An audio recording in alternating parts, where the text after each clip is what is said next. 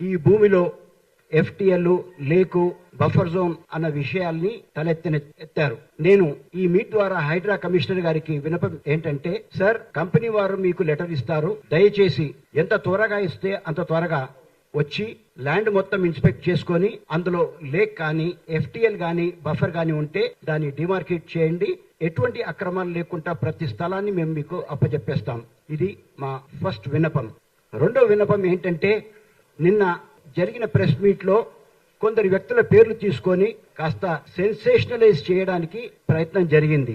అది కూడా నేను క్లారిఫై చేయడానికి చెప్పడం ఏంటంటే, ఇందులో హరీష్ రెడ్డి గారు కానీ ఇంకా వేరే వ్యక్తులు కానీ పెద్ద వ్యక్తులు ఎవరైనా కానీ ఈ ల్యాండ్ లో ఇన్వాల్వ్ అయి లేరు.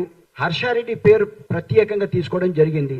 హర్షారెడ్డి గారు ఈ కంపెనీలో ఎటువంటి ప్రమేయం లేదు. 1921లో crystal mansions India private limited అనే కంపెనీలో అడిషనల్ డైరెక్టర్ గా 2021లో చేరారు. ఆ తర్వాత 2023లో అతను రిజైన్ చేశాడు. ఇంకా ఎటువంటి సంబంధం లేదు.